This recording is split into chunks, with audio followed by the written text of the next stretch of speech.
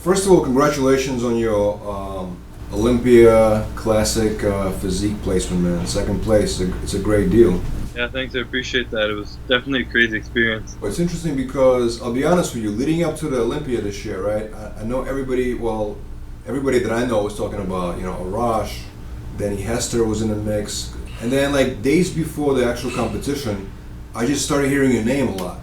And then the day of the competition, boom, you shine, man. And a lot of people thought that you actually might have won or were winning at some point. Yeah, I mean, the whole Classic Physique is so new that like everyone's obviously looking at who was doing well last year. So it's easy for someone like me to kind of come up out of nowhere because this was my first chance I had to get to the Olympia. So like no one had really seen me on the big stage yet, but I was honestly, I was looking at all those top guys too, not thinking I was going to come in ahead of them. So it was pretty crazy for me to come in and be on par with some of these top guys. You kind of became a fan favorite in a way, I'm seeing a lot of people are really talking about you a lot. And you've built a great following already, but it feels like right now it keeps growing. I mean, how did you develop your fan base? How did that happen? I mean, fan base kind of they either come or they don't for people, I guess. I'm a younger kid. I was younger by like 15 years than most of the guys I was on stage with. So I find a lot of people, especially in the new classic division, are younger kids getting into bodybuilding and whatnot. And a lot of the fitness social media following is a younger crowd. So I find a lot of them, I guess, can connect a lot more with me. I'm generally just myself on social media. So people, if they can connect with me, then they can. If not, then they choose not to follow me. But I think my age has a big deal with it. And I'm not like your typical hardcore bodybuilder, like head down grinding all the time, like super motivational. Like I have fun in the gym. I actually enjoy my workouts, hanging out with friends and like doing all the other stuff. Like it's kind of like, I guess, the balance in my age I have, it's helped me to connect with a lot more fans. Absolutely. Well, you 22, right? Yeah. That's a very young age. Yeah, I mean, I had goals when I started bodybuilding, and like certain age I want to be pro and do this and that and all that, and it's definitely surpassed all of them. So it happened a whole lot quicker than I thought it would. Well, I guess this was like coming to my 4th year of competing.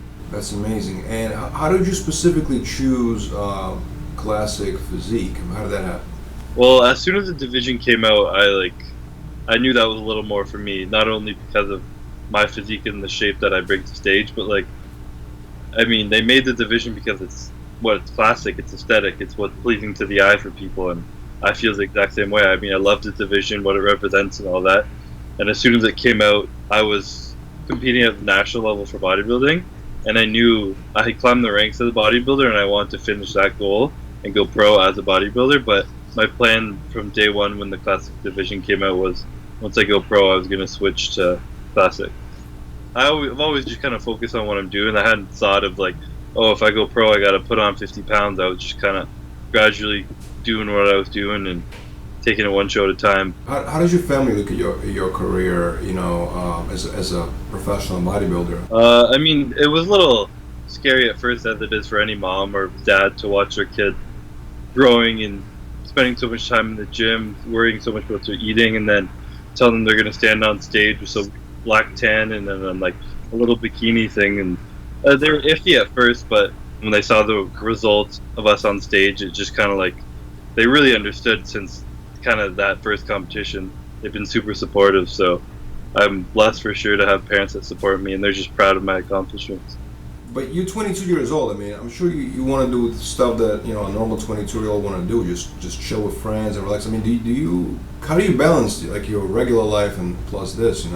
I've always been pretty balanced. Like up until this year, all my shows were always in the summer, so I would kind of live a normal lifestyle. Except maybe when my friends are going out partying, I would go out and just not drink with them.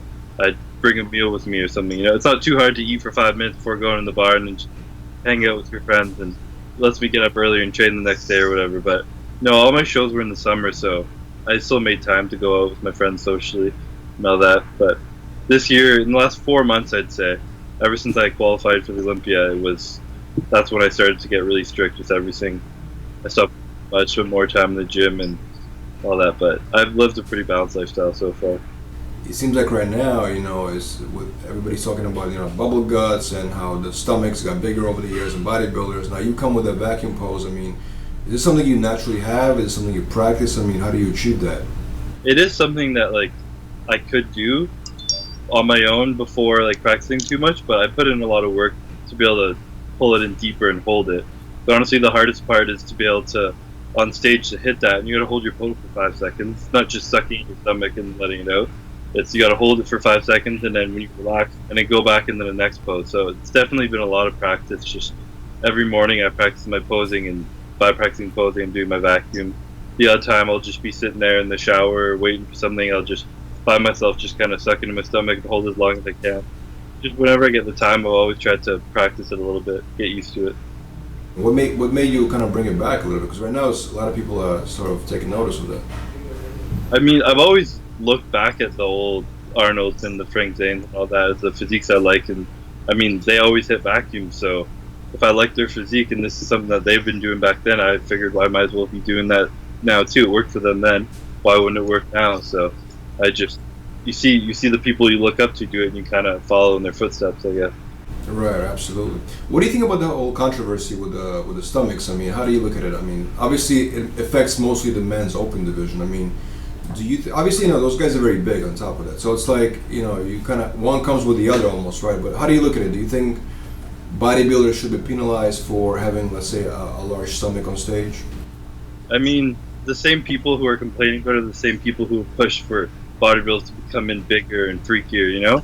Everyone we want to see the biggest, freakiest guy on stage, and as a result, yeah, everything is going to grow. Their stomachs are going to come out a little bit, and like I have nothing but respect for these guys. I know the amount of time they put into their meals, food, training, everything, and yeah, a result is going to be that your waist grows a bit.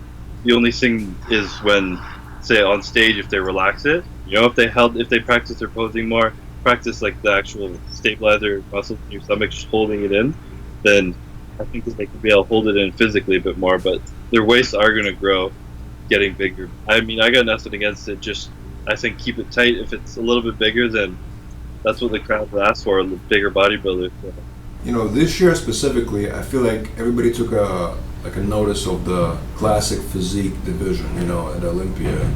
I think, last year was just the first year, and then this year has kind of like solidified itself. But how do you see it in the next couple of years? I mean, do you see potentially maybe becoming more popular? I can see it becoming more popular for sure. I'm not sure if it will ever really surpass the Open, because like again, the Open is just like that unattainable look for most people. Whereas the reason Classic Physique more people are drawn to it is because it is kind of something people want to strive for. So it's definitely going to grow in popularity, of course. It's something that's new. And I think because we're all such different heights and weights, depending on who comes in, like leanness or not, I don't think we're going to have like a Phil Heath who's going to come in and run the show for like 6-7 years. Every year someone new can come in looking so different, and it's just a little more competitive, I find, in that sense. Yeah, no, that's a good point. That's definitely a good point. You got second place, which is obviously great. What do you feel like you were lacking this year to get the first place? I think definitely my arms need to come up. And my arms just have always been a weak point of mine, so that's the number one focus I have. And you feel like you can achieve that? And I mean, you got a year obviously, but you feel like that's something that can be achievable for you? Because you're tall. I mean, you're 6'2", something like that, right? 6'1", just under 6'1". 6'1". I mean, for a taller guy, it's harder to get the back and the arms. I mean, just the whole package overall, right? For sure. No, I mean, I haven't stopped making improvements. Like, I'm 22 years old, so it's a bit easier for me to continue to improve as opposed to some of these guys who are 38 and been training for 20 years. But I think it's definitely, I got a full year to do it, and I have no doubt that I'll be able to bring my arms up.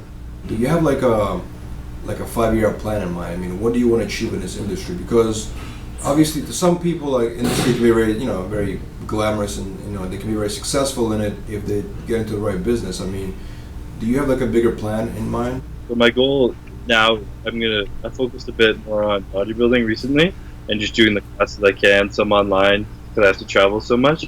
But within 5 years, I know I can easily get my degree done, and then I'll have my degree as well as my bodybuilding going. So anyone knows that anything can happen in bodybuilding, an injury, some new guy comes up better than you, a bunch of new guys come up, you can be forgotten, you can be hurt, you can stop training. So I know it is definitely, there's not much longevity in the career. So I want to get my education on point and then look into whatever I can get after that. Do you see yourself really working in the bodybuilding industry? Not just bodybuilding, but I mean, maybe running a company, creating your own supplement company. How do you see yourself fitting in the industry exactly? I've been thinking of starting up my own apparel line for sure. Like strong interest in fashion and whatnot, and like kind of twisting that into the gym style. So I've been looking into that, getting that done soon. No, I'm gonna try and stay in this industry as long as I can, but competing right now is my number one like focus. Cool, man. Well, listen, I feel like you are definitely the one right now. Everybody's watching you. I feel like you kind of have both the competitive edge and you have a great following that keeps growing, man. So, I mean, do you feel pressure at all going, continuing your quest in the industry, or do you feel comfortable doing what you do? I mean, of course I feel pressure, but not like too much, Like it was nice to kind of come into this show being the underdog. Not too many people had their eyes on me. I was just the new guy coming in, so and there is more pressure on me now. Next year, people are already saying like, "Oh, champ 2018," like expecting me to come better and take that win. So I kind of like it though. It pushes me to to fulfill what they're saying. I want to move up one place in that first place position next year. So if that little bit of pressure makes me work a little harder, then I say bring it on.